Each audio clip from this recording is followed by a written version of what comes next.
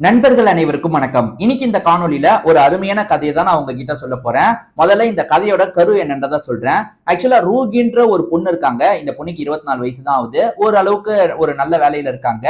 திடீர்னு அப்பாவுக்கு உடம்பு முடியாம போயிருது. இப்ப ஹாஸ்பிட்டலுக்கு கொண்டு போனோம்ல, இவங்களுமே ஆம்புலன்ஸ்க்கு எல்லாம் கால் பண்றாங்க. எந்த ஹாஸ்பிட்டல்ல இருந்தோ ப்ராப்பரா ரெஸ்பான்ஸ் வர மாட்டேங்குது. ஒரு ஹாஸ்பிட்டல்ல சேர்த்தவங்க ஆம்புலன்ஸ் இப்ப பிஸியா இருக்கு, நீங்க வந்து எப்படியாவது வண்டியை பிடிச்சி கூட்டு வாங்க, சீரியஸான பிரச்சனை மாதிரி இருக்கு, முடிஞ்ச அளவுக்கு சீக்கிரமா வாங்கன்ற மாதிரி சொல்றாங்க. இப்ப இவங்களுமே அதாவது வண்டியை பிடிக்கலான்னு பார்த்தா எந்த ஒரு வண்டியும் கிடைக்க மாட்டேங்குது. அப்பன்னு பார்த்து ராஜ்னு ஒருத்தர் கார்ல வராரு. அவர்கிட்ட உதவி கேட்கிறாங்க. அதுக்கப்புறம் அப்படி பயணம் மேற்கொள்ற இடத்துல இவங்களுக்கு நிறைய விதமான பிரச்சனை வருது. அதெல்லாம் என்ன மாதிரியான பிரச்சனை, அதெல்லாம் தாண்டி அப்பாவை காப்பாத்தினாங்களா இல்லையான்னு சொல்றதுதான் மீதி கதை. கண்டிப்பா இந்த கதை உங்களுக்கு பிடிக்கும்னு நம்புறேன். இதே மாதிரி நிறைய கதைகள் ஏற்கனவே நம்ம சேனல்ல நம்ம போட்டிருக்கோம். அது எல்லாமே கண்டிப்பா உங்களுக்கு பிடிக்கும். நம்ம சேனலை சப்ஸ்கிரைப் பண்ணி வச்சுக்கோங்க. இந்த கதையை மேற்கொண்டு கண்டினியூ பண்றதுக்கு முன்னாடி இந்த வீடியோக்கு ஒரு லைக் போடுங்க. அப்பதான் உங்களை மாதிரி பாக்குற நிறைய பேர்கிட்ட இந்த காணொலி கொண்டு போய் சேர்க்கப்படும். இப்ப இந்த கதைக்குள்ள நம்ம வந்துடலாம். கதையோட தொடக்கமே ஒரு ஃபேமிலியா நமக்கு காட்டுறாங்க. இங்க ரூகின்ற ஒரு பொண்ணு இருக்கா. ரூகியோட அப்பாக்கு வந்து உடல்நிலை கொஞ்சம் மோசமா தான் இருந்துட்டு இருக்கு. திடீர்னு பார்த்தா அப்பாக்கு பயங்கரமா நெஞ்சு வலி வருது போல. என்ன பண்றதுன்றது இவங்களுக்கு தெரிய மாட்டேங்குது. உடனே ஒரு ஹாஸ்பிட்டலுக்கு கால் பண்ணி ஆம்புலன்ஸ்க்காக சொல்லலான்ற மாதிரி இவங்களுமே ஹாஸ்பிட்டலுக்கு கால் பண்றாங்க. எல்லா ஹாஸ்பிட்டல்லையுமே வந்து ரெஸ்பான்ஸே இருக்க மாட்டேங்குது. ஏறக்குறைய கவர்மெண்ட் ஹாஸ்பிட்டல் ரேஞ்சில தான் இவங்க முதல்ல ட்ரை பண்றாங்க. எங்கேயுமே ரெஸ்பான்ஸே இருக்க மாட்டேங்குது. இப்போ ஒரு ஹாஸ்பிட்டல்ல எடுத்து பேசும்போது இவங்களுமே அப்பாவோட கண்டிஷனை பத்தி சொல்றாங்க. அங்க இருக்க ஒரு டாக்டர் தான் பேசுறாரு. ஏன்னா வந்து முதல்ல வந்து ரிசப்ஷன்ல இருக்கவங்க தான் போன் எடுத்திருப்பாங்க. சீரியஸான ப்ராப்ளம்ன்றதுனால டாக்டர் கிட்ட தராங்க. டாக்டருமே வந்து பிரச்சனையை கேட்டு தெரிஞ்சுக்கிறாருல, எங்க ரொம்ப சீரியஸான பிரச்சனை மாதிரி தெரியுது, நீங்க சீக்கிரமா வந்து ஏதாவது வண்டியை பிடிச்சி வாங்க, ஆம்புலன்ஸ் எல்லாமே பிஸியா வேற இடத்துக்கு போயிருக்கு, நீங்க சீக்கிரமா வண்டியை பிடிச்சி வாங்கன்னும் போது இவங்களுமே கொஞ்சம் பதட்டப்படுறாங்க. ஐயோ அப்பாக்கு ஏதாவது ஆயிட போகுதுன்ற மாதிரிலாம் யோசிக்கிறாங்க. இப்ப இவங்களே வண்டியை பிடிச்சி போலான்றதுக்காக போற வர வண்டியெல்லாம் நிறுத்துறாங்க. இது கொஞ்சம் அன்டைமா இருக்கும். போற வர வண்டியெல்லாம் இவங்க நிறுத்திட்டு இருக்காங்க. ஹெல்ப் பண்ணுங்க ஹெல்ப் பண்ணுங்கன்ற மாதிரி. ஆனா யாருமே ஹெல்ப் பண்ண மாட்டாங்க. சரி ஆட்டோவியாவது பிடிக்கலாம்னு அதுவும் ட்ரை பண்ணிட்டு இருக்காங்க. ஆனா வந்து ஆட்டோ கூட இவங்களுக்கு கிடைக்க மாட்டேங்குது. இப்ப போற வர வண்டி பொதுவா சாதாரண வண்டி இருக்கு பாத்தீங்களா, அதெல்லாம் இவங்க லிஃப்ட் கேட்டுக்கிட்டே இருக்கும் போதுதான் ஒருத்தர் மட்டும் நிறுத்துறாரு. வெள்ளை கலர் கார்ல வர ஒருத்தர் மட்டும் நிறுத்துறாரு. இப்ப அவருமே என்ன வேணும்னு கேக்குறாரு. அவரோட பேரு ராஜ் அப்படின்றது. அவரை பொறுத்த வரைக்கும் ஒரு பெரிய பிசினஸ் மேன் மாதிரி தெரியுறாரு. ராஜுமே என்ன ஏதுன்னு கேட்கும் போது இவங்களுமே அப்பாக்கு திடீர்னு நெஞ்சு வலி, ஹாஸ்பிட்டலுக்கு கொண்டு போனோம், யாருமே லிஃப்ட் தர மாட்டாங்க, நீங்க கொஞ்சம் லிஃப்ட் தாங்கன்ற மாதிரிலாம் கேக்குறாங்க. இந்த ராஜுமே கொஞ்சம் தயங்குறாரு. காரணம் ராஜுக்கு இன்னைக்கு ஒரு முக்கியமான மீட்டிங் இருக்கும். பெரிய டீல சைன் பண்றதுக்காக போறாரு போல. நம்ம என்ன பண்றது அப்படின்ற மாதிரிலாம் யோசிச்சுட்டு இருக்காரு. ஒரு 3 மணி நேரத்துல இவர் போனா போதும். அந்த இடத்துக்கு 3 மணி நேரத்துல போனா போதும். இங்க இருந்து இப்ப இவர் கிளம்புனாலே 1 மணி நேரம் ஆகும். 1 மணி நேரம் டிராவல் இருக்கு. ரெடி ஆயிட்டு போற மாதிரி பிளான் இருக்கும். 3 மணி நேரம் தான் டைம் இருக்கே, நம்ம வந்து சரி பாத்துக்கலாம், 3 மணி நேரம் டைம் இருக்குல்ல, 1 மணி நேரத்துல போயிடலாம்ல, நம்ம ஸ்ட்ரெயிட்டா கூட மீட்டிங்ல போய் கலந்துக்கலாம், ஒன்னும் பிரச்சனை இல்லைன்னு நினைக்கிறாரு. சரி உடனே அப்பாவை தூக்கிட்டு வாங்க, நான் வேணா வரேன்ற மாதிரி இவருமே வந்து அப்பாவை தூக்கிட்டு வரதுக்காக ஹெல்ப் எல்லாம் பண்ணிட்டு இருக்காரு. அம்மா நீங்க இங்கே இருங்க, திடீர்னு ஆம்புலன்ஸ் அரேஞ்ச் ஆயிடுச்சுன்னா இந்த இடத்துக்கு வரும், அப்படி வந்துச்சுன்னா நீங்க ஆம்புலன்ஸை பிடிச்சி வந்துருங்கம்மா, நீங்க இல்லைன்னா வண்டியை பிடிச்சி வந்துருங்க, நான் ஹாஸ்பிட்டலுக்கு வேகமா போறேன்னும் போது அம்மாவும் சரின்ற மாதிரிலாம் ஏத்துக்கிறாங்க. சோ இவங்க வந்து கார்ல ஏறி உட்காந்து இவர் கூட சேர்ந்த மாதிரி டிராவல் பண்றாங்கல்ல.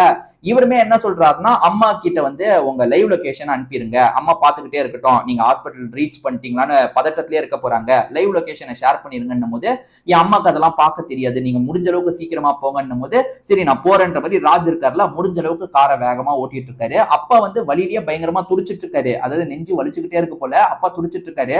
அப்பா ஒண்ணும் இல்லப்பா அப்படின்ற மாதிரி ரூகி இருக்காங்கல்ல, அப்பாவை சமாதானப்படுத்திட்டு இருக்காங்க. இவருமே ஷார்ட் ரூட்ல போலான்ற மாதிரி ஷார்ட் ரூட்ல எல்லாம் கொஞ்சம் வேகமா தான் போயிட்டு இருக்காரு. இப்படி வந்துட்டு இருக்கவர் வந்து ஒரு விஷயத்த நோட் பண்றாரு. அது என்னன்னா வந்து ஒரு கார் வந்து இவரையே ஃபாலோ பண்ணிட்டு இருக்க மாதிரி இருக்கு. ஒரு கார் இல்ல 2-3 கார் இவரையே ஃபாலோ பண்ணிட்டு இருக்க மாதிரியே இருக்கு. இத வந்து அவங்களுமே கவனிக்கிறாங்க. யாரு? ரூகியுமே கவனிக்கிறாங்க. அந்த 2-3 கார் நம்மள ஃபாலோ பண்ற மாதிரியே இருக்குல்லன்ற மாதிரி கேக்குறாங்க. ஏன் அப்படி உங்களுக்கு தோணுதுன்னா, இவங்க இதுக்கு முன்னாடி வந்து ஹைவேஸ் ரோடு இருக்குல்ல, அந்த வழியா வந்திருப்பாங்க. அப்ப நிறைய வண்டி வரும், இவங்களுக்கு பெருசா தெரியல. ஆனா இவங்க ஷார்ட் ரூட்ல வந்ததுக்கு அப்புறமா அந்த வண்டி ஃபாலோ பண்றதுனால அந்த வண்டி திட்டமிட்டு ஃபாலோ பண்ணுதுன்ற மாதிரி இவங்களுக்கு டவுட் வந்துருது. இவரை பொறுத்த வரைக்கும் என்ன சொல்றாருன்னா, மேபி எனக்காக வந்திருக்கலாம் அப்படின்ற மாதிரி சொல்றாரு. காரணம் வந்து இவர் பெரிய பிசினஸ் மேனு, ஒரு பெரிய டீல சைன் பண்ண போறாரு. அந்த டீலுக்காக நிறைய கம்பெனி போட்டி போட்டுட்டு இருக்காங்கல்ல, அந்த ஆப்போசிட் கம்பெனியை சேர்ந்தவங்க கூட என்ன தடுக்கிறதுக்காக இப்படி பண்ணலாம், இதனால தான் நான் வந்து வண்டியில ஏத்துறதுக்கு கொஞ்சம் தயங்கினேன், ஏன்னா இந்த மாதிரி எனக்கு எப்பனாலும் ப்ராப்ளம் வரலான்ற மாதிரி சொல்லிட்டாரு.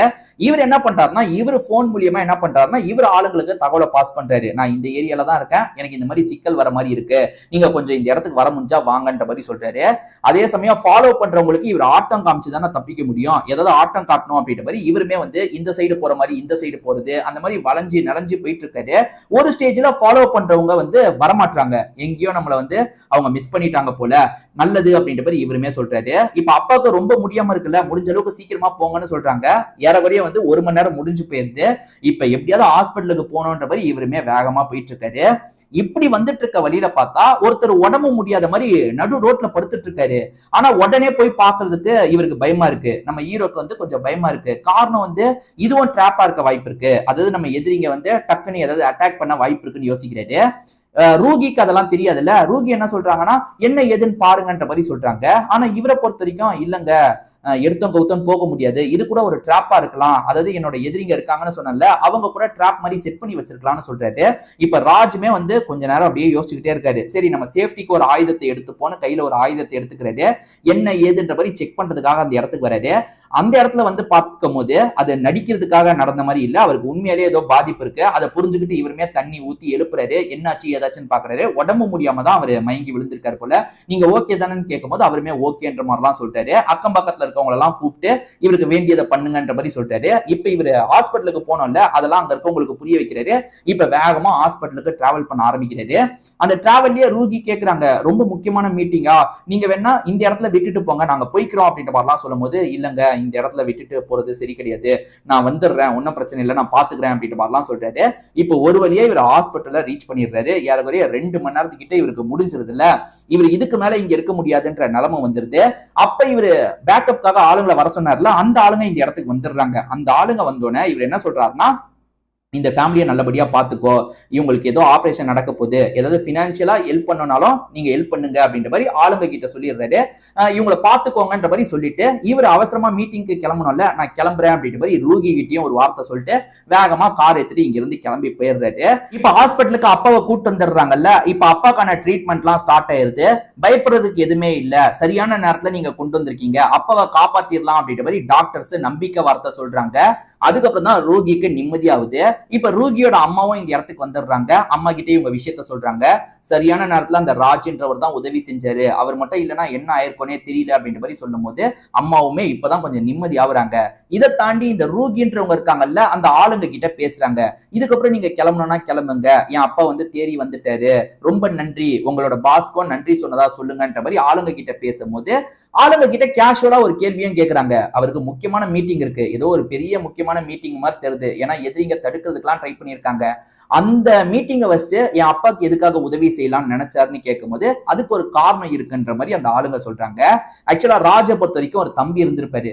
அந்த தம்பிக்கு சரியான நேரத்துல உதவி கிடைக்காம இருந்திருக்கும். அவர் பெரிய பணக்காரர் தான், ஆனா ஒரு இடத்துல விபத்தை சந்திச்சு மோசமான நிலைமையில இருக்கும் போது சரியான நேரத்துக்கு உதவி கிடைச்சிருக்காது, அதனால அவர் இறந்தே போயிருப்பாரு. அதை விட்டு ராஜால வெளியவே வர முடியல. அதனால யாருக்கு உதவி தேவைப்பட்டாலும் உடனே உதவி செய்யறதுக்கான விஷயத்தை இவர் பண்ணிடுவாரு அப்படின்ற மாதிரி சொல்றாங்க. அதாவது பண ரீதியா உதவி தேவைப்பட்டாலும் நிறைய பேருக்கு காப்பாத்துறதுக்கு இவர் உதவி எல்லாம் பண்ணிருக்காருன்ற மாதிரி இவரை பத்தின விஷயத்தெல்லாம் சொல்லும் போது, ஓஹோ இவ்வளவு நல்ல டைப்பா அப்படின்ற மாதிரி ரூகியும் யோசிச்சுட்டு இருக்காங்க. மீட்டிங் எல்லாம் முடிச்சுட்டு அந்த ராஜே இந்த இடத்துக்கு வராரு. ராஜுமே இப்போ ஓகே தானேன்னு கேட்கும் போது எல்லாம் ஓகே, நீங்க பண்ண ஹெல்ப்புக்கு ரொம்ப நன்றின்ற மாதிரிலாம் சொல்றாங்க. பரவாயில்ல இருக்கட்டும்ன்ற மாதிரி இவர் சொல்றாரு. சோ இப்ப ரூகி என்ன நினைக்கிறாங்கன்னா, ரூகியும் ஓரளவுக்கு சம்பாதிக்கிறாங்க, நல்லா சம்பாதிக்கிறாங்க, வருமானம் எல்லாம் வருது, நமக்கு உதவின்னும் போது சட்டுன்னு யாரையும் அரேஞ்ச் பண்ண முடியலையே, இந்த மாதிரி எவ்வளவு பேர் இறக்க வாய்ப்பு இருக்கு, பாதிக்கப்பட வாய்ப்பு இருக்கு, நம்ம ஏதாவது பண்ணணும் அப்படின்ற மாதிரி யோசிக்கிறாங்க. நான் ஒரு அமைப்பு மாதிரி ஸ்டார்ட் பண்ண போறேன், அதாவது வந்து சில வண்டிகளை வச்சு அந்த ஹெல்ப் தேவைப்படுறவங்களுக்கு பயனளிக்கிற மாதிரி நான் பண்ணலான் இருக்கேன். என்னால தனியா இந்த விஷயத்த பண்ண முடியுமா தெரியல, நான் உங்க கூட சேர்ந்து இந்த விஷயத்த பண்றேன், அப்படி இல்லைன்னா நான் பண்றதுல உங்க சப்போர்ட் இருந்தா நல்லா இருக்கும்ன்ற மாதிரி ரூகி வந்து வெளிப்படையாவே கேட்கறாங்க, உதவி கேட்கறாங்க. இவருமே நான் ஏற்கனவே பண்ணிட்டு இருக்கேன், நிச்சயமா உங்க கூடயும் சேர்ந்து நான் உதவியை பண்றேங்க, நிச்சயமா இதை நிறைய இடத்துக்கு நீங்க கொண்டு போங்க, பினான்சியலா காசு எவ்வளவு தேவையோ நான் அந்த விஷயத்த பண்றேன்ற மாதிரி வாக்குறுதி எல்லாம் தந்துட்டு இருக்காரு.